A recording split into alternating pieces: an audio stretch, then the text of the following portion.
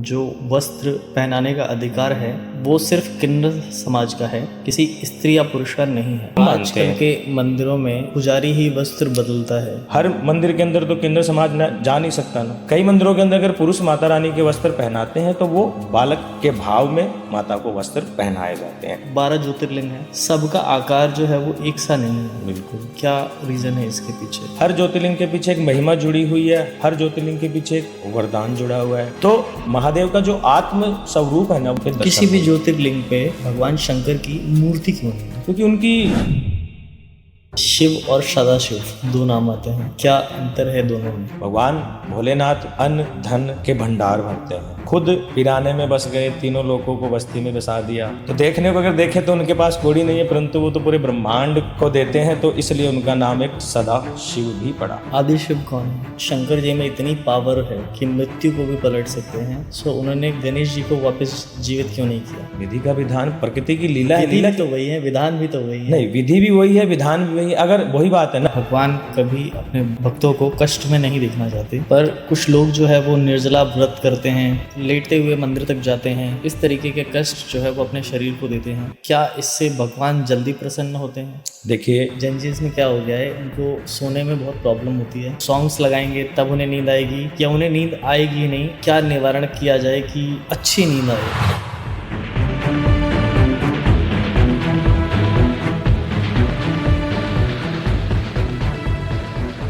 स्वागत है दोस्तों कालतंत्र यात्रा की एक और धमाकेदार एपिसोड में। पिछले पॉडकास्ट में आपने बहुत सारा प्यार दिया, हमारा मोहिनी तंत्र से रिलेटेड जो एपिसोड था।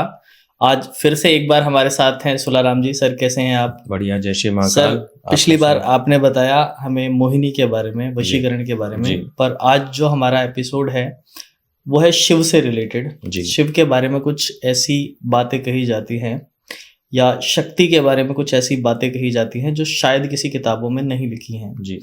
उन्हीं से रिलेटेड कुछ धारणाएं हैं। मैं आपको एक सवाल देता हूँ शक्ति से रिलेटेड। मैंने एक पीछे पॉडकास्ट किया था, उसमें किसी ने कहा कि देवी काली की मूर्ति पे जो वस्त्र पहनाने का अधिकार है वो सिर्फ किन्नर समाज का है, किसी स्त्री या पुरुष का नहीं है। क्या सच्चाई है इसमें और क्या ऐसी चीज़ें हैं?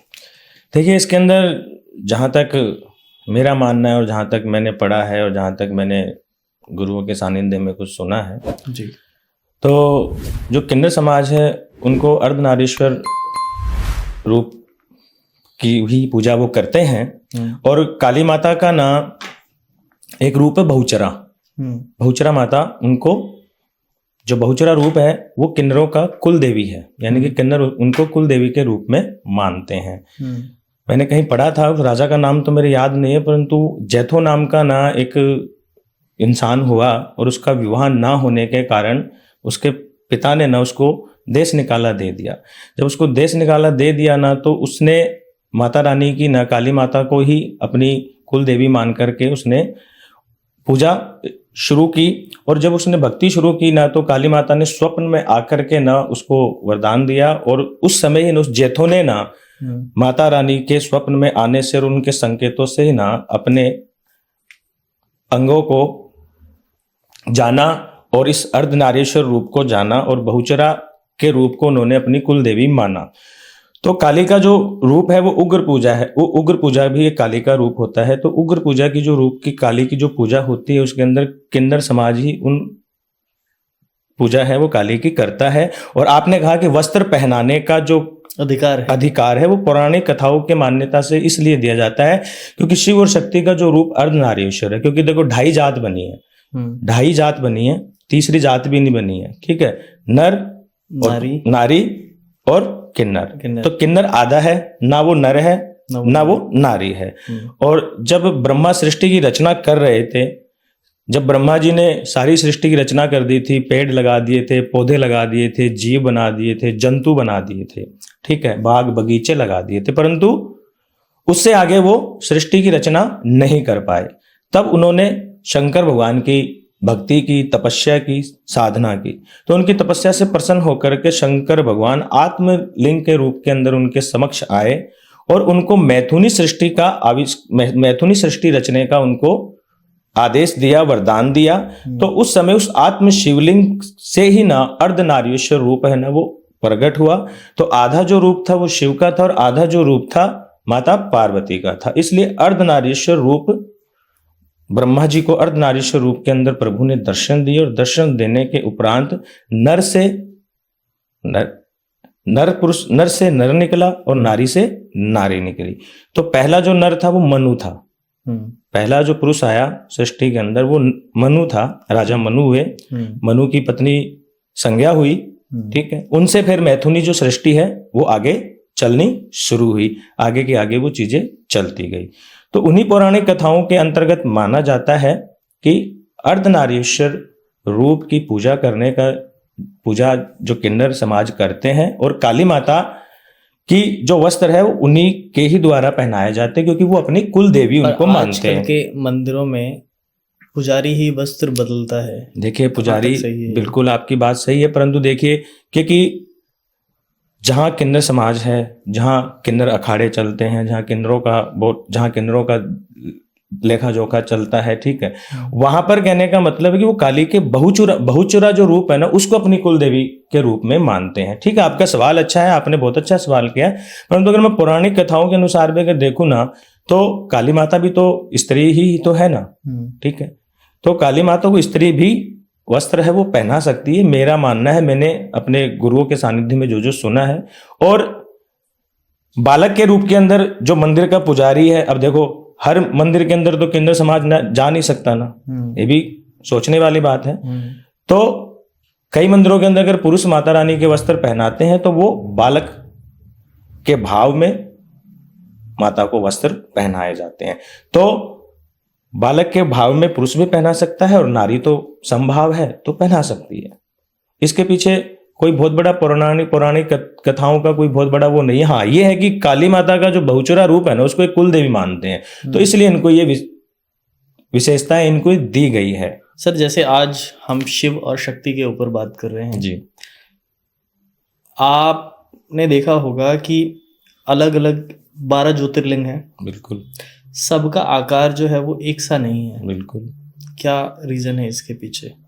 देखिए, हर ज्योतिर्लिंग के पीछे एक महिमा जुड़ी हुई है और हर ज्योतिर्लिंग के पीछे एक महिमा जुड़ी हुई है, हर ज्योतिर्लिंग के पीछे एक वरदान जुड़ा हुआ है, ठीक है। रामेश्वरम ज्योतिर्लिंग है तो उनको राम ने आविष्कार किया, उनको राम ने बनाया। शंकर भगवान स्वयं कैलाश से आकर माता पार्वती के साथ उसके अंदर ज्योति रूप के अंदर विद्यमान हुए।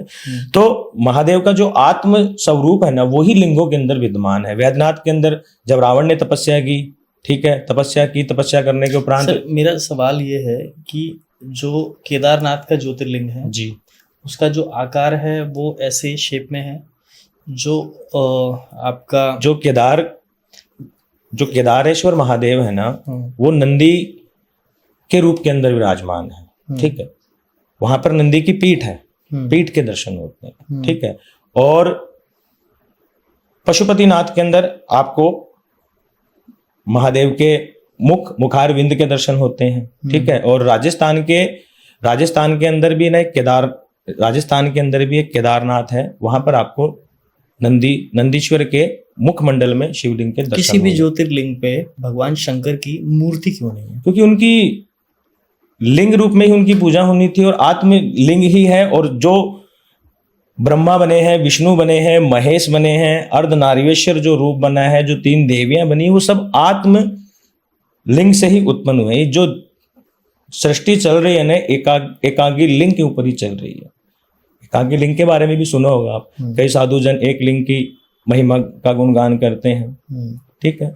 तो जो साधु जिस साधना में रहता है वो उसी साधना में ना उसको भजता है। क्योंकि देखो भगवान स्वयं एक है, नाम अनेक है। शिव का नाम शिव है तो वो सौम्य है, ठीक है। भोले हैं तो वो भोले भंडारी हैं तो भोलापन उनके अंदर है, ठीक है। महाकाल में आप चले जाओ तो महाकाल के अंदर वो कहने का मतलब है कि शमशान। शिव और शव में क्या अंतर है? शव से ही तो शिव बना है, मतलब स को ई की मात्रा लगी तो शिव और ई की मात्रा हटा दी तो शव। यानी कि जब तक इंसान जीवित है, जब तक ये आज आप और हम बात कर रहे हैं, एक ढांचा ही तो है शरीर का, पर इस ढांचे के अंदर यहाँ पर है ना एक आत्म ज्योति बैठी है अपनी, उस प्रभु की वो एक बिंदु यहाँ बैठी है। उस आत्म ज्योति से ही हम बोल पा रहे हैं, हम चल पा रहे हैं, देख पा रहे हैं, ठीक है, सारे काम कर पा रहे हैं, दूर दूर देश जा पा रहे हैं। तो जिस दिन वो ज्योति का समय आ गया प्रभु में विलीन होने का, उस दिन ये ढांचा ही रह जाएगा, उस दिन ये शव हो जाएगा। तो शिव हर प्राणी में है, हर पुरुष में शिव है, हर नारी में माँ जगदम्बा है। मेरा तो ऐसा मानना है और मैं तो ऐसा ही देखता हूँ, ऐसा ही है। शिव और सदाशिव दो नाम आते हैं, क्या अंतर है दोनों में? देखो, शिव से वो सदाशिव इसलिए बने क्योंकि भगवान भोलेनाथ अन्न धन के भंडार भरते हैं, ठीक है। खुद वीराने में बस गए, तीनों लोगों को बस्ती में बसा दिया। नारद को वीणा दे दी, ब्रह्मा जी को वेद दे दिए, विष्णु जी को चक्र दे दिया, ठीक है। 3 लोग बस्ती में बसाए, खुद बसे वीराने में, धन धन भोलेनाथ, कोड़ी नहीं तुम्हारे खजाने में। तो देखने को अगर देखें तो उनके पास कोड़ी नहीं है, परंतु वो तो पूरे ब्रह्मांड को देते हैं, तो इसलिए उनका नाम एक सदा शिव भी पड़ा। आदि शिव कौन है? आदि शिव भी उन्हीं का ही रूप है। कोई भक्त उनको आदि शिव रूप में भक्ति कर रहा है, कोई उनको शिव रूप में पूज रहा है, कोई उनको महाकाल के रूप में पूज रहा है, कोई उनको त्रिनेत्रधारी के रूप में पूज रहा है, कोई उनको रुंडमालाधारी के रूप में पूज रहा है। 1008 नाम है शिव के, 1008 नाम शिव के हुए हैं। और जब हम कोई भक्ति करते हैं, जब हम कोई साधना करते हैं, या हम जब किसी का कोई कार्य करते हैं, तो हम उन 1008 नामों को ना अपने साथ लेकर के चलते हैं। उन सारे नामों से ना उन कामों के अंदर उनको लिया जाता है। हर एक नाम से ना पूजा पाठ अनुष्ठान होती है। 1008 नाम शिव के हैं, 1008 नाम ही माँ जगदम्बा के हैं। सर, एक सवाल आता है दिमाग में जी इन सब बातों से कि शिव के अनेक रूप हैं। आप काल भैरव की बात करें, काल भैरव भी शिव के रूप में है, बिल्कुल। या और शिव के जैसे कामेश्वर महादेव हैं, रुद्र भैरव हैं, काल भैरव हैं, या और भी कई सारे भैरव हैं, 52 भैरव हैं, अलग अलग सब शिव के रूप हैं। सब शिव के रूप। पर सबकी पूजा पद्धति जो है वो सबकी अलग अलग क्यों करी गई है, अगर सबके शिव ही रूप? देखिए, अगर इन चीजों के सार के बारे में अगर हम जानने जाएंगे ना, तो पवन जी इन चीजों का सार जानते अपनी उम्र भी लग जाएगी, पर हम जान नहीं पाएंगे। क्योंकि कुछ जो बातें हैं ना वो अथाह है, तो उनको जो चीजें अथाह है ना वो उनको अथाह ही रहने दो। क्योंकि अगर हम महादेव का अगर वर्णन करने जाए, महादेव की अगर हम पूर्ण रूप से अगर हम वर्णन करने जाए ना, तो उनके वर्णन करने के लिए ना मेरे पास शब्द उपलब्ध नहीं है। क्योंकि वो तो आकार भी वही है, निराकार भी वही है, साकार भी वही है, कण कण के व्यापी भी वही हैं, कंकर में ही शंकर बसता है। और शंकर एक महादेव, केवल देव ऐसे हैं जो किस्मत का लिखा भी पलट देते हैं। जो किस्मत में नहीं लिखा है वो भी भोलेनाथ भंडारी आपको दे देते हैं, ऐसा मेरा मानना है। सर, कुछ लोग कहते हैं कि अगर शंकर जी में इतनी पावर है कि मृत्यु को भी पलट सकते हैं, सो उन्होंने गणेश जी को वापस जीवित क्यों नहीं किया? विधि का विधान, प्रकृति की लीला है। लीला तो वही है, विधान भी तो वही है। नहीं, विधि भी वही है, विधान भी वही है। अगर वही बात है ना कि अगर वो विधि के विधान को अगर वो जहां उनको पलटना चाहिए वहां वो पलटते हैं, परंतु विधि का विधान, अब मैं आपको कैसे बताता हूँ। विधि का विधान इस प्रकार से, आप ग्रहों को मानते हैं जी, सौर मंडल में 9 ग्रह हैं, ठीक है। जिस समय माता पार्वती जी ने गणेश जी की प्रतिमा बनाई अपने महल से, अपने उच्चाटन जो उत्पन्न जो लगाती थी उनसे वो मूर्ति बनाई, मूर्ति बनाकर उसके अंदर प्राण प्रतिष्ठा डाली, प्राण प्रतिष्ठा डाल करके उससे गणेश जी उत्पन्न हो गए, ठीक है। तो उस समय गणेश जी ने सिर्फ माता को ही देखा था और किसी को नहीं देखा था। और उन्हीं की वो इस अपने कक्ष में स्नान आदि कर रहे थे, अपने कार्य में रहते, उनको द्वारपाल तो बनाया था। नंदी भी आया, शिव के और भी गण आए, सारे आए, देवी देवता सारे आए, परंतु कोई गणेश को हरा नहीं पाए। क्योंकि कुछ माता पार्वती के महल से उत्पन्न हुई थी ना, सारी शक्ति तो माँ जगदम्बा की उसके अंदर है, वो आदि शक्ति है। अगर शंकर भगवान आदि शिव है तो वो आदि शक्ति है।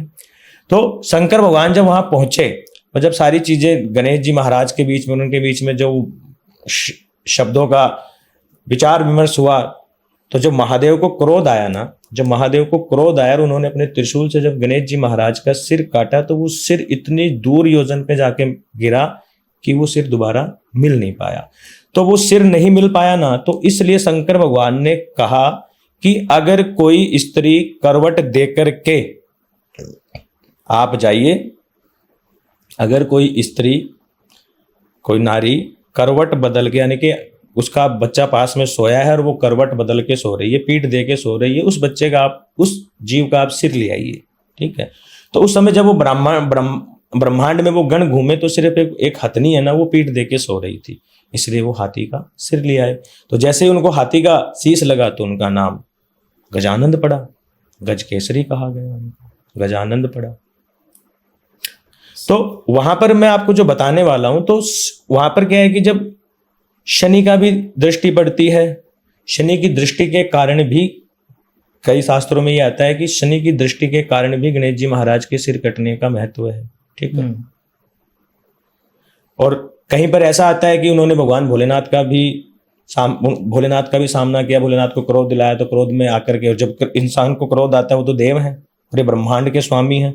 अगर आमतौर पे दो इंसान लड़ते हैं तो एक इंसान को क्रोध आ जाता है और वो सामने वाले पे चोट कर देता है, तो जरूरी नहीं है कि वो जिसपे चोट की है तो वो भी सामने से आपको चोट ही करेगा, क्योंकि कई सौम्य भी होते हैं, वो कहते हैं ठीक है भाई भगवान तेरा भला करे, तूने मुझे मार। ग्रंथों में शायद ये भी कहा जाता है कि गजासुर नामक एक राक्षस हुआ करता था, हाँ, जिसने शंकर जी को निगल लिया था अपने पेट में। मतलब वरदान में शंकर जी से ये मांग लिया था कि आप मेरे अंदर समाहित हो जाओ, और बाद में उसको निकालने के लिए इन्हीं देवताओं ने चाल चली, फिर शंकर जी को उसने मुक्त किया। बट उसने शंकर जी से वरदान मांगा कि अगले जन्म में मैं आपके पुत्र के रूप में होना चाहता हूँ। अब वो गजासुर था तो इसीलिए वो गज के रूप में शंकर जी ने, ऐसा भी कई जगहों पे आता है। देखो कहीं ना इंसान के पूर्व जन्म की, कहीं ना कहीं इंसान के नए जन्मों जन्मांतर की कथाएं हैं, वो जुड़ी ही रहती हैं। कहीं ना कहीं शास्त्रों को आप उठा करके देखोगे ना, तो कुछ ना कुछ आपको शास्त्रों में ना इस चीज की, अगर माता के बारे में हम पढ़ेंगे ना, तो माता के शास्त्रों के अंदर भी है ना, आपको दुर्गा सप्तशती के अंदर आपको महादेव से जुड़ी कई बातें मिलेंगी, ठीक है। और जिसके अंदर से देवी के 9 चंडी रूप को ही बताया गया दुर्गा सप्तशती के अंदर, उन्हीं के ऊपर वो अध्याय उल्लिखित हुए हैं, उन्हीं की शक्तियों के बारे में बताया गया, उनके शस्त्रों के बारे में बताया गया, उनका आकार कैसा है, उनकी सेना कितनी थी, इन सारी चीजों का उनके अंदर दर्शाव दिया जाता है। तो उनका हम सिर्फ उनका हम वर्णन नहीं कर सकते, हम सिर्फ उनकी एक कल्पना कर सकते हैं कि उस समय ऐसा होता था। अब जैसे आज विमान उड़ते हैं, हवाई जहाज उड़ते हैं, तो उस समय भी तो कहने का मतलब वो गरुड़ जी उड़ते थे, पशु पक्षी उड़ते थे। आज चूहा है, छोटा सा जीव है, परंतु गजानन भगवान का वाहन है वो, और कितना बड़ा काम करते हैं, ठीक है। और गजानन भगवान को तो बुद्धि का देवता माना गया है, ठीक है। जब ब्रह्मांड की परिक्रमा करनी थी तो कार्तिकेय महाराज तो मोर पे उड़ के चले गए, परंतु उन्होंने तो अपने माता पिता की ही परिक्रमा कर ली और पूरी सृष्टि की। तो सबसे बड़ी बात क्या है कि बुद्धि की बात है, इंसान की सोच की बात है, कि हम कितना सौम्य सोचते हैं और कितनी सोच हम अपनी श्रद्धा को और भाव को और अपनी प्रभु के प्रति जो अपना समर्पण है हम कहाँ तक लेके जाते हैं, वो स्वयं के अंदर ही होना चाहिए। सर एक रूप आता है काल भैरव का, सिर्फ काल भैरव को ही तंत्र में बिल्कुल सटीक तरीके से जोड़ा जाता है। काल भैरव और काली को दोनों को जोड़ा जाता है तंत्र, पर शिव को क्यों नहीं जोड़ा जाता तंत्र में? मतलब ब्लैक मैजिक या डार्क तंत्र में भगवान शिव को ही डायरेक्टली क्यों नहीं इन्वॉल्व किया जाता? नहीं, देखो जो कई साधक हैं वो शिव की साधना भी करते हैं, शिव का भी तो तंत्र में आता है ना। देखिए अथर्ववेद के अंदर उच्चाटन से स्तंभन निकला, ठीक है, बंधनित क्रियाएं निकली, अध्यंत निकले हैं, ठीक है, संपुटित मंत्र निकले हैं, संपुटित यंत्र निकले हैं, ठीक है। ये लम टम डम, ये सब कहने का मतलब है कि शास्त्रों से ही निकले हुए हैं। और इन सब शब्दों का ना आप अपने जीवन में अंदर धारोगे तो इन शब्दों का उल्लेख भी आपको मिलेगा, इन शब्दों का जो सार है वो सार भी आपको मिलेगा। दूसरा सर, एक गणेश जी की प्रतिमा जो है वो कभी भी आपके पीठ पीछे, मतलब आपकी तरफ पीठ करके क्यों नहीं होनी चाहिए? तो बुद्धि के दाता हैं, विघ्नों के हरता दाता हैं, ठीक है। और गणेश जी महाराज की, जैसे अब कई बार हम देखते हैं कि गणेश जी महाराज जी का मान लो मंदिर है, उसकी फेरी बनी हुई है, तो कई लोग तो क्या करते हैं, जो फेरी देते हैं, जो पीछे का जो दीवार रहती है उसके ऊपर मस्तक टेकते हैं। नहीं टेकना चाहिए। गणेश जी महाराज की 3 परिक्रमा ही होती है, 3 परिक्रमा ही गणेश जी के मंदिर में लगानी चाहिए। और द्वार पे जो आपने बात कही ना, उसका इसलिए कहा जाता है कि द्वार जब हम नया घर बनाते हैं और अपने घर के ऊपर जब वो मेन गेट होता है ना, उस गेट के ऊपर गणेश जी महाराज की दोनों तरफ उनकी ना मुख की आकृति होनी चाहिए। वो मूर्ति है वो विराजमान करनी चाहिए। पीठ ना गणेश जी महाराज की नहीं देखनी चाहिए। पीठ देखने से ना, गणेश जी महाराज की पीठ देखने से जीवन में दरिद्रता आती है, जीवन के अंदर दुष्परिणाम देखने को मिलते हैं। इसलिए गणेश जी महाराज निर्विघ्न करता है, विघ्नों को हरने वाले हैं, रिद्धि सिद्धि के दाता हैं, शुभ लाभ के दाता है, अष्ट विनायक उनको कहा गया है। ठीक है, तो और हर एक पूजा के अंदर सर्वप्रथम गणेश जी महाराज को ही प्रथम निमंत्रण दिया जाता है। गणेश जी महाराज के बिना तो कोई काम होता ही नहीं है। ये उस समय शंकर भगवान ने ही तो वरदान दिया था ना, शीश तो कटा, शीश तो कटा, गज का शीश तो लगा, परंतु ये देखो ना उपाधि कितनी बड़ी मिली। तो ये सब उस परमपिता परमेश्वर की महामाया की लीला है। जो परमानंद बैठा है ना, उस परमानंद की लीला है। और परमानंद तक पहुंचने के लिए ना आपको और हमें अपनी आत्मा में देखना पड़ेगा। अब जब हम अपनी आत्मा से अपने आप को जान गए, आत्मा में परमात्मा है, आप मानते हो? आत्मा से ही परमात्मा मिलता है। ठीक है, जिस दिन हमने अपनी आत्मा को जान लिया, और आत्मा को जान लिया ना, तो हमें परमात्मा में ना विलीन होने का पता चल जाएगा। परमात्मा को हमने जान लिया ना, तो परमात्मा को जब हमने जान लिया ना, तो फिर हम परमात्मा को जानने के बाद में हम उस आनंद की सहानुभूति हमें होने लग जाती है, उस आनंद हम उठाने लग जाते हैं। और जब वो आनंद जीवन में आने लग जाता है ना, तो उस आनंद के आने के बाद में ना परमानंद से मिलने का भी रास्ता खोजना चाहिए। और परमानंद तक आप पहुंच गए तो फिर मोक्ष है। सर, एक कथन आता है, भगवान कभी अपने भक्तों को कष्ट में नहीं देखना चाहते, पर कुछ लोग जो है वो निर्जला व्रत करते हैं या लेटते हुए मंदिर तक जाते हैं, इस तरीके के कष्ट जो है वो अपने शरीर को देते हैं। क्या इससे भगवान जल्दी प्रसन्न होते हैं? देखिए, ये भी एक भक्त की एक परिकाष्ठा होती है। मैं किसी की अवहेलना नहीं करूंगा यहाँ पे। ठीक है, आजकल लोग लंबी लंबी यात्राएं करते हैं। ठीक है, पहले ऋषि मुनि हुआ करते थे, वो भी तपस्याएं करते थे, 12-12 वर्ष की तपस्याएं होती थी। कई वर्ष उनको बीत जाते थे, वो खाते नहीं थे कि आसन पर खड़े रहते थे। आज भी हम कई बार रीलों में देखते हैं, कई संत हैं जो एक टांग पे खड़े हैं। कई संत, मैंने संत अपनी जिंदगी में लाइव देखा है। ठीक है, उनका एक हाथ ऐसे ही रहता है। ठीक है, काफी पर ऋषिकेश में थे, ऋषिकेश में, कुंभ के मेले में भी दिखे। हाँ, कुंभ के मेले में भी दिखे होंगे। मैंने एक बार उनको राजस्थान में भी देखा था। तो वो इंसान की मन की खुद की एक वो स्वेच्छा हो जाती है कि उसको कौन सी तपस्या करनी है, उसको कौन सी भक्ति करनी है। फिर उसको भक्ति के मार्ग में चला जाता है। तो भक्ति के मार्ग में जाकर के कई जो प्रभु तक जिनको पहुंचना है ना, जिनको मोक्ष पाना है, जिनको इस जन्म मरण के बंधन से छूटना है ना, वो तो अपनी भक्ति को ना उत्कंठ तक लेके जाएंगे। क्योंकि जब तक भक्ति उत्कंठ तक नहीं पहुंचेगी ना, तब तक भगवान आपको नहीं। क्या तरीका है भक्ति का उत्कंठ तक पहुंचने के लिए? देखो, सबसे बड़ा सरल और सहज कलयुग में तो एक ही चीज है कि कलयुग केवल नाम आधारा, जपत जपत अंदर उतर ही पा रहा। तो कलयुग के अंदर तो केवल नाम ही है। अच्छा, सतयुग के अंदर सत क्यों होता था? उस समय 4 पैर थे। ठीक है, सतयुग में 1 गया। ठीक है, सतयुग के अंदर धर्म 95% था, पाप 5% था। फिर त्रेता आया तो उसमें तपस्वी हुए, ऋषि मुनियों ने तपस्या की। ठीक है, तप के बारे में जाना गया। ठीक है, दूसरा पैर गया, पाप और बढ़ गया। द्वापर आया, भाई भाई के बीच में लड़ाई हुई। सब उस युद्ध के बारे में सब जानते। चाचा ताऊ लड़ा है, काका लड़ा है, भाई लड़ा है, बंधु लड़ा है, सब लड़ा है। ठीक है, परंतु ये लीला है। अगर ये लीला नहीं चलेगी तो कैसे बात बनेगी, बताओ। एक चोर चोरी करने जाता है, तो वो अपने घर गृहस्थी को पालने के लिए चोर करने के लिए जाता है, तो प्रभु तो उसका भी साथ देते हैं। ठीक है, और एक इंसान है, वो शांत भाव से बैठा है, उसको भी प्रभु देते हैं। प्रभु कीड़ी को कण देते हैं, हाथी को मन देते हैं। संसार में मेरा मानना है कि ऐसा कोई जीव नहीं है जो भूखा उठता है और भूखा सोता नहीं है। कोई ऐसा जीव नहीं है कि जो भूखा सोता होगा, क्योंकि उठता जरूर है भूखा। हम सुबह उठते हैं, भूखे उठते हैं, रात भर सोए। जीव है ना, सुबह भूखा उठता जरूर है, परंतु प्रभु की ऐसी असीम कृपा इस पूरे ब्रह्मांड के ऊपर, जगत करता पालन करता विष्णु भगवान की, वो पालन करता, उनको बताया गया, अपने धन की, अन्न की, सब चीज की सबको जिम्मेदारी दी गई है। ठीक है, उस सब की व्यवस्था करते हैं। तो एक बार क्या हुआ था, एक बार लक्ष्मी जी ने ना एक कीड़ा होता है ना, छोटा सा कीड़ा, उठा करके ना एक डब्बी में डाल दिया। ठीक है, और जिस समय उस कीड़े को उन्होंने डब्बी में डाला ना, तो हम तिलक लगाते हैं, चावल लगाते हैं। आजकल तो सनातन धर्म के बारे में अगर मैं बात करूं तो अधिकतर लोग तो अपना सनातन धर्म भूल चुके हैं, परंतु अपना धर्म भूलना नहीं चाहिए। मस्तिष्क कभी सूना नहीं रहना चाहिए। मस्तिष्क पे ना चाहे चंदन हो, चाहे रोली का तिलक हो, होना चाहिए। इससे ना आपका जो मस्तिष्क है ना वो केंद्र में रहता है। आपके मस्तिष्क के अंदर है ना दुर्व्यवहार नहीं आएगा, ठीक है।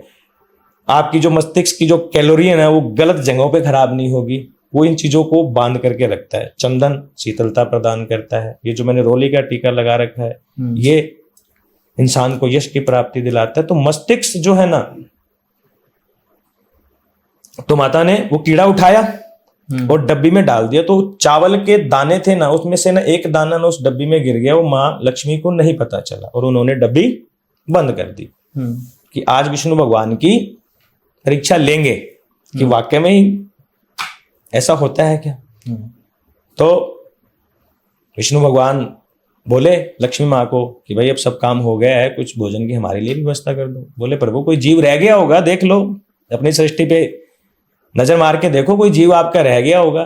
बोले नहीं भगवती देवी, आप जलपान की व्यवस्था करें, सब सुखी मंगल है। मेरे नाम को जो भज रहे हैं, मेरे के अंदर जिनको विश्वास है ना, वो सब ना भरपेट कर खा करके सोए हैं और आप निश्चिंत रहिए।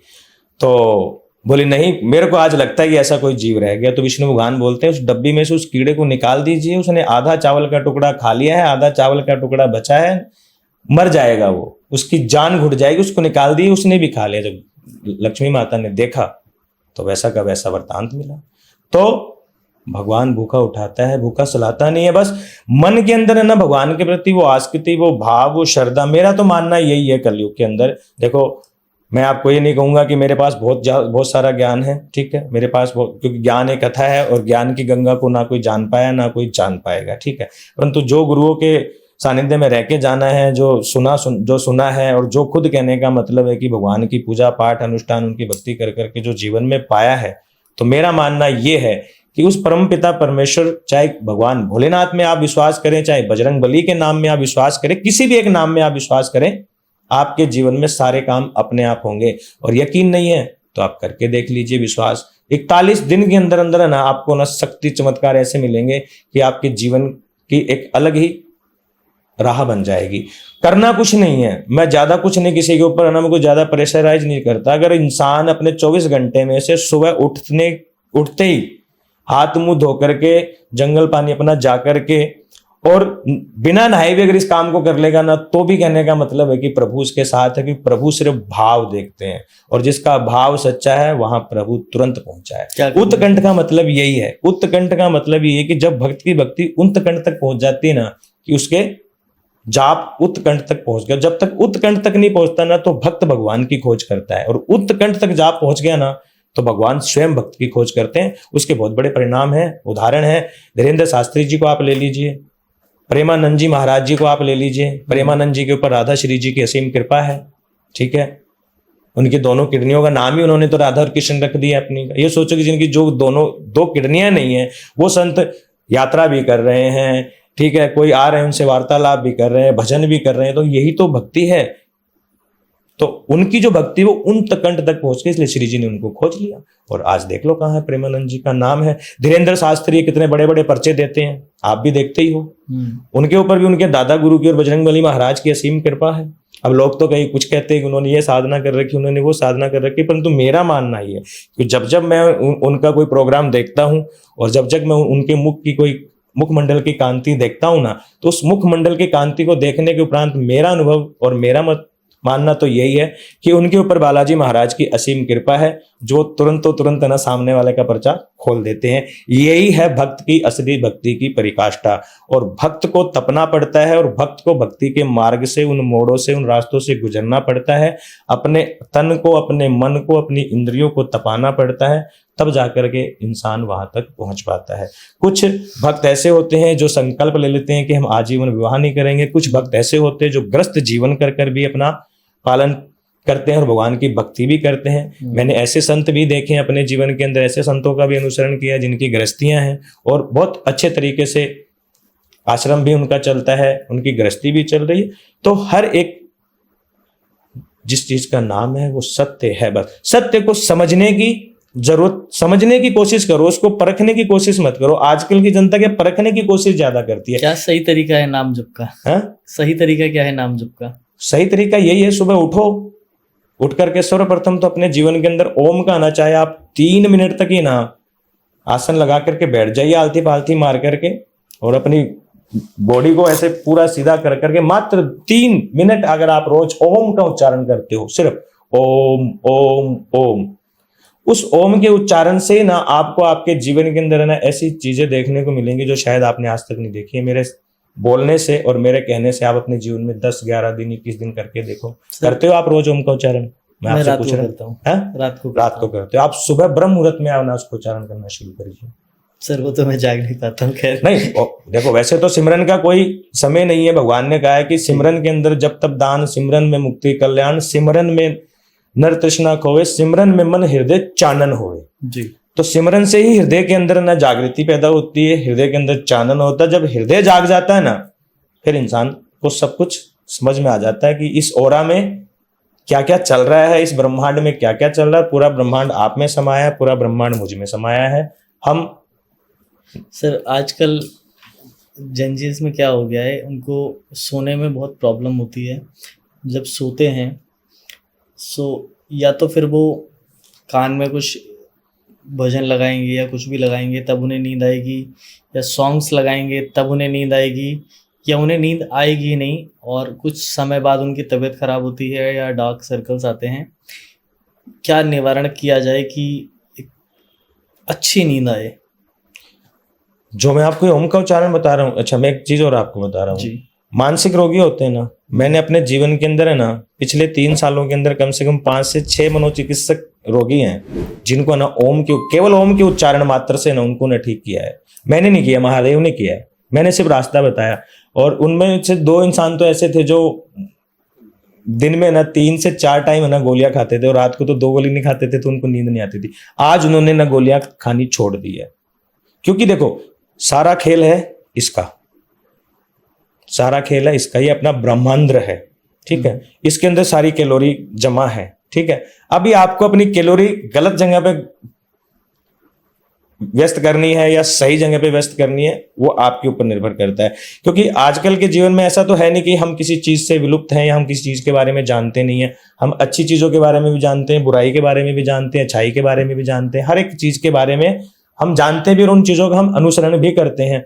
परंतु अनुसरण करते जरूर है, परंतु जीवन में उनको धारणा नहीं लाते, उनको धारते नहीं है। उनके अब कहने को तो सब कहते हैं, अधिकतर बातें चलती हैं कि राम जी मर्यादा पुरुषोत्तम थे और हैं, परंतु आज तक ये बताओ कि आपने कभी ऐसा कोई इंसान देखा है जो राम जी की तरह मर्यादा में रह रहा है इस कलयुग के अंदर? कोई नहीं। अगर कोई है भी तो वो अपने को दिखेगा नहीं। रह रहे हैं, मर्यादा भी है। नर और नारी एक है, अलग अलग नहीं है। नारी शक्ति का रूप है, नर है शिव का रूप है। तो नारी का हमें सम्मान करना चाहिए, और नारी के लिए सबसे बड़ी बात ही उसके सम्मान और उसके अभद्र भाव की ही है। अगर वहां उसका वो सम्मान हो गया ना तो सब कुछ है। ये समझ लो कि जिस पुरुष के पीछे नारी का ही हाथ होता है, उसकी चढ़ाई के पीछे और उसकी उतराई के पीछे। नारी चाहे तो पुरुष को करोड़पति बना दे, नारी चाहे तो पुरुष को रोड़पति बना दे। जब शंकर भगवान नारी को नहीं जीत पाए, विष्णु भगवान नारी को नहीं जीत पाए, ब्रह्मा जी नहीं जीत पाए। वो सवाल रह गया था कि नींद के लिए क्या किया जाए? नींद के लिए ओम का उच्चारण। नींद के लिए जिनको नींद नहीं आती है ना, वो सुबह और शाम या रात को सोते समय ओम का उच्चारण करें। और शिव चालीसा अगर पढ़ पाए इंसान, शिव चालीसा अगर सोते समय पढ़ पाए तो सोने से पहले एक बार शिव चालीसा पढ़ लो। 21 दिन या 41 दिन करके देख लो, नींद भी अच्छी आएगी, दिन भी अच्छा गुजरेगा, मन है वो भटकेगा भी नहीं, मन वो चंचल भी नहीं होगा। जितना अपने मन को संभालोगे, क्योंकि मन इंसान को अपने मन को स्वयं ही संभालना पड़ता है। मैं आपको बोल दूं कि मैं आपको कोई चीज घोट के दूंगा और ये ले लो काम हो गया, ये नहीं होगा। कुछ कर्म आपको भी करने पड़ेंगे। मेरे पास केसेस आते हैं, मेरे पास लोग आते हैं, तो उनको भी हम उनके भी उपचार के लिए जो चीजें उनके लिए करनी होती है वो उनको हम बोलते हैं और उनको ये साफ साफ कहते हैं कि मेरे भाई, मेरे बंधु, इनको करना, इनको करोगे तभी फायदा होगा, हमारे करने से सारा फायदा नहीं होगा। आप भी अपने जीवन के अंदर ये चीजें जो हम आपको बता रहे हैं इनको धारिए, तो आपका उद्धार होगा। सुलेमान जी सर, आपको मतलब एक पर्सनल क्वेश्चन है, आपको कितना समय हो गया मतलब इस उसमें? देखो, मेरे को वैसे तो 15 साल हो गया है काम करते हुए को, बाकी मैं 18 साल का कहता हूँ, क्योंकि वो 18 साल इसलिए कहता हूँ कि 42 से 42.5 43 साल के 42.5 साल के आसपास मेरी उम्र हो गई है जी। 18 साल का ये प्रांगण है। इस 18 साल के प्रांगण के अंदर मैं अपने गुरुओं का सानिध्य में भी रहा हूँ, गुरुओं का अनुसरण भी किया है, यात्राएं भी की हैं, तप भी किए हैं, पूजा पाठ भी किए। इन्हीं 18 सालों के अंदर मैं ग्रस्त जीवन जीता हूँ, ठीक है, मैं ग्रस्त जीवन जीता हूँ, ग्रस्ती हूँ, ठीक है।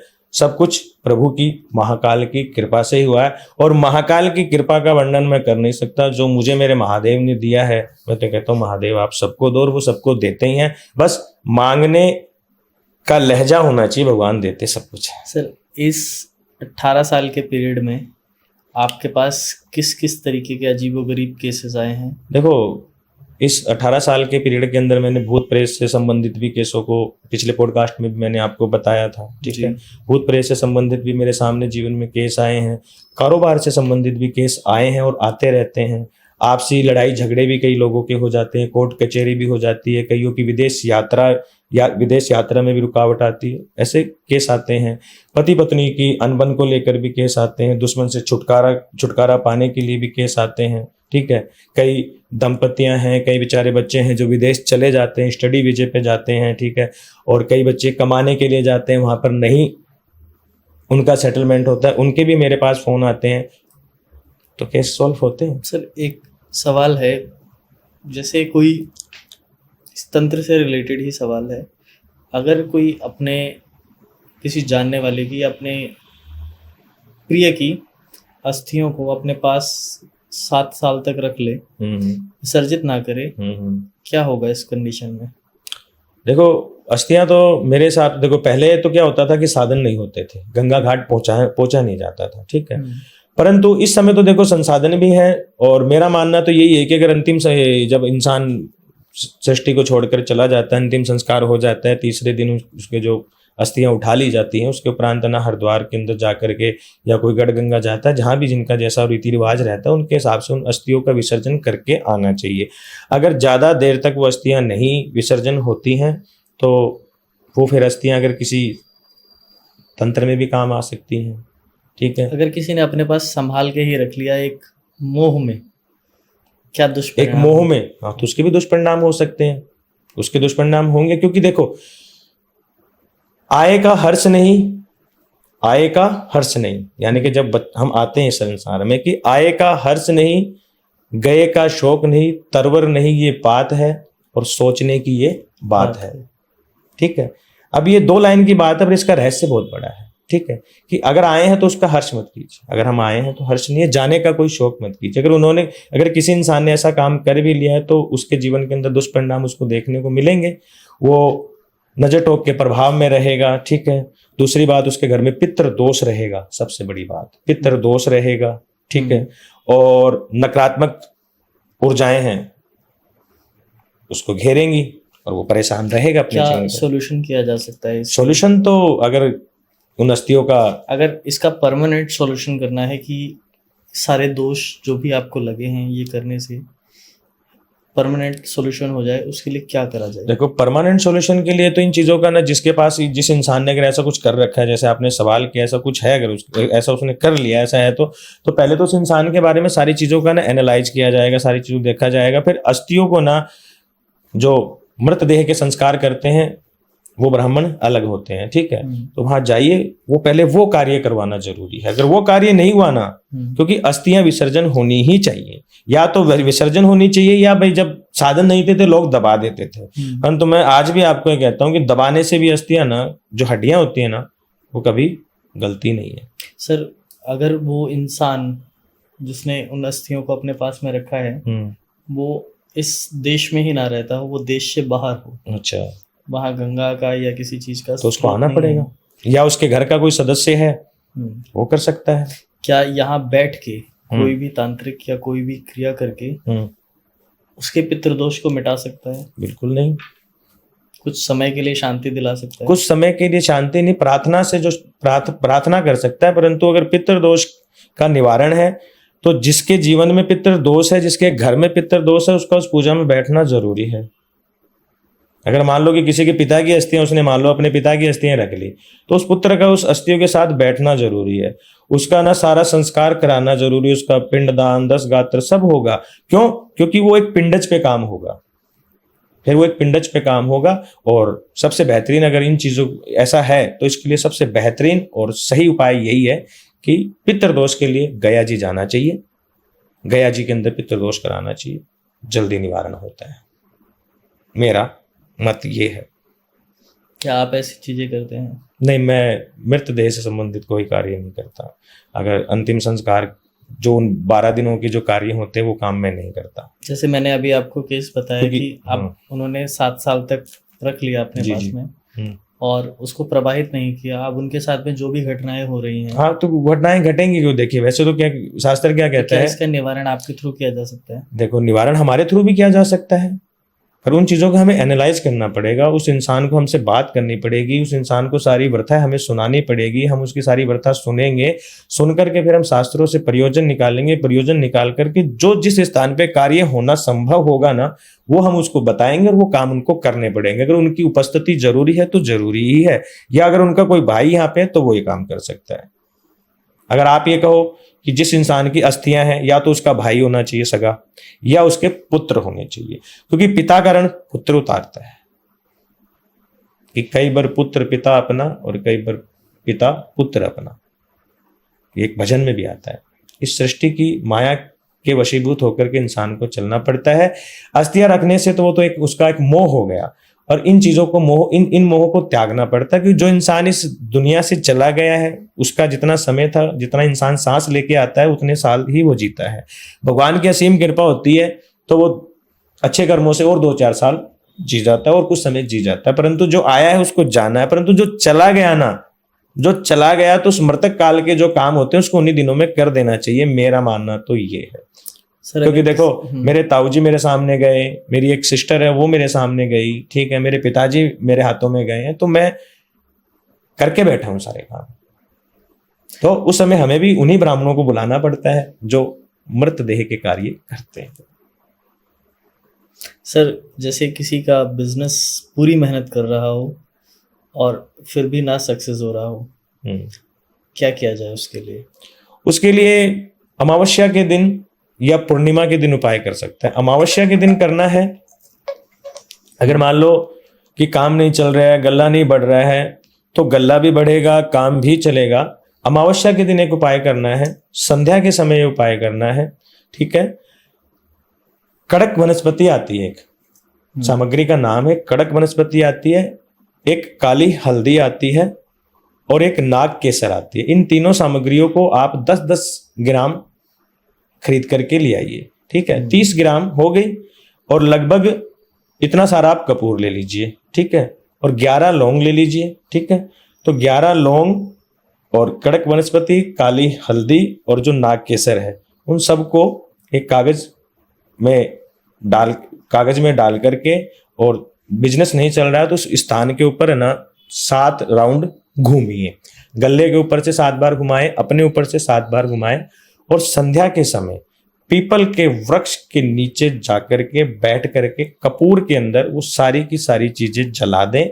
और जलाते समय ओम दुम दुर्गाय नमः, ओम दुम दुर्गाय नमः का जाप करें मन ही मन, और पीछे मुड़ करके नहीं देखना। ये उपाय अमावस्या तिथि को करना है। 5 अमावस्या तिथि को उपाय करेगा, काम नहीं चल रहा है, गल्ला बढ़ेगा, दौड़ेगा, पैसा आएगा, रुका हुआ काम चलेगा। अगर कोई इतनी चीजें ना कर पाए तो क्या? तो फिर भगवान की भक्ति करें, वही है सरल इस संसार में। तो क्या वो टोने हैं, आपका सहारा ले सकता है? देखो, हाँ बिल्कुल ले सकते हैं।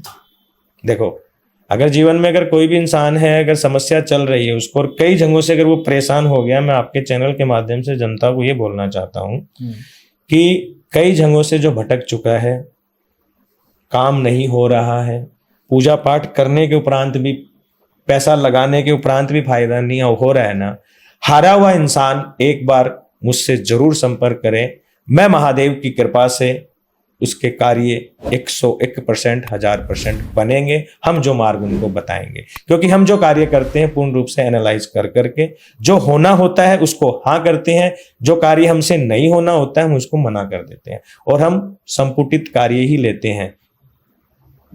संपुटित कार्य का मतलब? संपुटित कार्य का मतलब कि कुछ ही हम कार्य लेते हैं, हम ज्यादा कार्यों का भार भी अपने सिर पर नहीं लेते हैं, क्योंकि हमारा जो जीवन है वो जीवन भगवान भोलेनाथ को समर्पित है। ठीक है, गृहस्थ हमारा जीवन है, गृहस्थी है, ठीक है, परंतु ये तन ये मन अब सब भगवान भोलेनाथ को समर्पित है। ठीक है, अब आगे का जो जीवन है धीरे धीरे धीरे धीरे धीरे ना उधर ही उसी मार्ग में हमको बढ़ना है, और हम धीरे धीरे बढ़ रहे हैं। अब ये प्रभु जानते हैं, महाकाल जानते हैं कि कब कौन सी घड़ी में वो उद्धार करना है, वो सब उन्हीं की कृपा से होता है, और आज मैं जो भी कुछ हूँ उन्हीं की कृपा से हूँ। सर, अगर कोई मंत्रों का गलत उच्चारण कर रहा है, जैसे शिव मंत्रों का ही गलत उच्चारण कर रहा है, क्या दुष्परिणाम होगा या भगवान उसको माफ कर देंगे? देखो, भगवान तो दयालु हैं, दया के सागर हैं। भगवान कभी किसी के ऊपर क्रोध नहीं करते, भगवान तो पापियों के ऊपर ही क्रोध करते हैं। भगवान तो दुराचारियों को भी एक बार माफ कर देते हैं। शिशुपाल को 99 गलती भगवान ने माफ की थी, बोला इस बार गाली मत निकालना भाई, नहीं तो अंत हो जाएगा। अंत हो गया। तो भगवान तो हमेशा माफ ही करते हैं, परंतु कोई भी चीज है उसको सानिध्य से रह करके उसको सही विधि पूर्वक अगर करते हैं तो ही उसका ना फायदा होता है। गलत उच्चारण करेंगे तो उसका दुष्परिणाम तो अपने को देखने को मिलेगा। हालांकि इतना नहीं होता है, पर होता जरूर है। इसमें एक बात जोड़ना चाहूंगा सर। एक बालक है, एग्जाम्पल मैंने एक पुस्तक पढ़ी और वो मुझे मंत्र पसंद आया, मतलब मुझे अच्छा लगा वो पढ़ के जी, और मैं उस मंत्र का उच्चारण कर रहा हूँ। जैसे महामृत्युंजय मंत्र ले लेते हैं जी, ओम त्र्यंबकम यजामहे सुगंधिम पुष्टिवर्धनम उर्वारुकं मृत्युमुखी यमामृतात्। जो यमामृतात् वाला वर्ड है, ये यमाम पे मैं खत्म कर रहा हूँ। यमामृतात् नहीं बोलते आप, मैं बता रहा हूँ आपको कि अगर मैं इस पे यमाम पे खत्म कर रहा हूँ और मुझे लगता है कि मैंने संपूर्ण कर दिया है इस मंत्र को, और मैं पूरी निष्ठा से ये मंत्र पढ़ रहा हूँ, मेरे मन में कोई द्वेष नहीं है, कोई गलत धारणा नहीं है, और मैं इन मंत्रों का उच्चारण कर रहा हूँ ये समझ के कि भगवान मेरा उद्धार करेंगे। सो क्या इस केस में भगवान मेरा उद्धार करेंगे या मुझे गलत होगा मेरा? अगर आपने ये चीज धारी लिया है कि मैं जो कर रहा हूँ, देखिए भगवान एक चीज और देखते हैं। आपने क्या कहा कि आपके मन के अंदर द्वेष भी नहीं है, भाव भी। अगर आपके मन के अंदर किसी को लेकर के द्वेष, भाव, लोभ, व्यभिचार, मोह, माया ये नहीं है ना आपके मन के, उल्टा, इसके लिए मैं आपको उदाहरण देना चाहता हूं कि उल्टा नाम जपे वाल्मीकि बहे ब्रह्म समाना। यानी कि वाल्मीकि एक डाकू था जिन्होंने रामायण की रचना करी। ठीक है, डाकू था, लोगों को लूटता था, अपना परिवार चलाता था। ठीक है, नारद जी ने ज्ञान उपजाया, राम का नाम जाप बताया, तो राम का जाप करने वो बैठ गए। ठीक है, वो बोल गए, डाकू था तो पर्वती तो डाकू की थी ना, पर लगन लग गई कि राम राम राम राम राम राम राम राम राम राम राम, पर वो मरा मरा मरा मरा निकलने लग गए उससे। तो राम जी क्या सोचे, ये तो अपने पे आ जाएगी है, कल को ये मर गया तो ये तो अपने पे आ जाएगी। तो इसलिए वाल्मीकि रामायण के अंदर, तुलसीदास जी के रामायण के अंदर भी ये चौपाई आती है कि उल्टा नाम जपे वाल्मीकि वह ब्रह्म समाना, यानी कि उल्टा नाम जपने से उनको ब्रह्म ज्ञान की प्राप्ति हो गई थी। अच्छा, एक चीज और, एक मैंने भी एक ना वो कहानी पढ़ी थी, उस कहानी के अंदर एक बच्चा है, तो उस बच्चे का मामा खत्म हो जाता है। ठीक है, जीवन बच्चे की जन्म काल में ना वो मामा खत्म हो जाता है। ठीक है, उसने अपना मामा देखा नहीं, उसकी माँ उसको रोज आश्वासन देती थी कि भाई तेरे मामा आएंगे, गए हुए आएंगे आएंगे आएंगे। ठीक है, पर वो बच्चा ना, जैसे अभी आपने सवाल किया ना, भोलेनाथ को ही सब कुछ मानता था, और भोलेनाथ को हमेशा ही कि जात, कभी दूध चढ़ाता था, कभी जो भी वो चढ़ाता था ना, भगवान मेरे मामा कब आएंगे, मेरे मामा कब आएंगे। तो स्वयं भगवान भोलेनाथ है ना, उसके मामा का रूप धार करके उसके सामने आए। तो ये है भक्त की पराकाष्ठा। जब आपका मन सच्चा है और भगवान के प्रति आपके भाव सच्चे ना, आप महाकाल गए हो, महाकालेश्वर दर्शन किए आपने, वहां की और आपको क्या, मतलब वहां जाके, मतलब पहले देखो, चाहे आप उस महादेव को कितनी भी दूर से देखो, ठीक है, किसी भी लाइन से आप देखो, परंतु उस ज्योति लिंग को जब आप देखते हो तो वहां की और आपको क्या एहसास? मैं आपको बताता हूँ, वहां पे जब मैं बाहर से गया ना, तो इतना एग्जॉस्ट हो चुके थे हम लोग कि मुझे चिड़चिड़ाहट हो रही थी। पर जब मैं वो धीरे धीरे वो लाइन से वहां के सामने से निकला ना जी, तो मैं बिल्कुल शांत हो गया था। और फिर मतलब मेरे को सारी चीजें ना बहुत अच्छी लगने लगी ना। ये हुआ था ये वहां की, आप जब महादेव के जब आप समक्ष खड़ोगे ना, उस ज्योतिर्लिंग को जब आप निहारोगे ना, मैं गारंटी देता हूँ आपको, आप एक बार पुनः जाना और निहारना। मेरे जीवन काल के अंदर तो ना भी बहुत बार मैं महाकाल जाता हूँ और बहुत बार, यानी कि इतनी सिक्योरिटी भी रहती है, परंतु हम लाइन से ही दर्शन करते हैं। ठीक है, चाहे तो भगवान की कृपा इतनी है, चाहे तो किसी को भी फोन कर करके ना हम नंदेश्वर जो पंडाल है वहां तक हम जा सकते हैं, परंतु हमने भगवान भोलेनाथ को एक ही बात कह रहे कि जिस दिन तेरी इच्छा होगी ना, उस दिन हम अपने आप स्वयं पहुंच जाएंगे। उस दिन ना किसी प्रोटोकॉल की जरूरत पड़ेगी, ना किसी चीज की जरूरत पड़ेगी, तो स्वयं अपने समक्ष है ना हमको बिठा लेगा। और मैं जब महाकाल जाता हूँ, इतने वो गार्ड वगैरह खड़े रहते हैं ना, आप मानोगे नहीं श्रीमान जी, मैं कभी 5 मिनट वहां खड़ा रह जाता हूँ, कभी कभी तो 10 मिनट में खड़ा हूँ, बाबा को निहारता हूँ। ये है उस महाकाल की असीम कृपा। और अभी हाल ही के अंदर कल हमने राधा रानी प्रेम मंदिर के दर्शन किए हैं। ठीक है, तो जब हम पहुंचे हैं तो 11:30 के आसपास पहुंचे हैं, तो जाते के साथ ही वो पर्दा होता है भगवान को, वो पर्दा बंद हो गया। 15 मिनट बाद वो पर्दा खुलना था और मुझे किसी काम से जरूरी किसी से मिलना भी था, पर वो काम जरूरी नहीं है, श्री जी से मिलने आए तो ये काम जरूरी है। हम वहीं खड़े हो गए आराम से ना, जो दोपहर की जो भोग आरती होती है ना, वो आरती मिली हमें। मेरे मोबाइल में वीडियो है, मैं आपको दिखा सकता हूँ, वो आरती मिली है। तो ये सब उसकी असीम कृपा है। बस भगवान, आप चलते जाओ, उसको सौंप दो अपना जीवन कि जाहे विधि राखे राम ताही विधि रहिए। संतोषी जो जीवन जीता है संसार के अंदर, उसके सारे काम होते हैं और समय पे होते हैं, चाहे वो 1 लाख रुपए का हो, चाहे वो 10 लाख रुपए का हो, या फिर किसी के संयोजन से हो। अगर किसी के साथ की जरूरत पड़ती है तो साथ भी मिलता है, रुपए की जरूरत पड़ती है तो रुपया भी मिलता है। भक्ति में हर रस मिलता है आपको।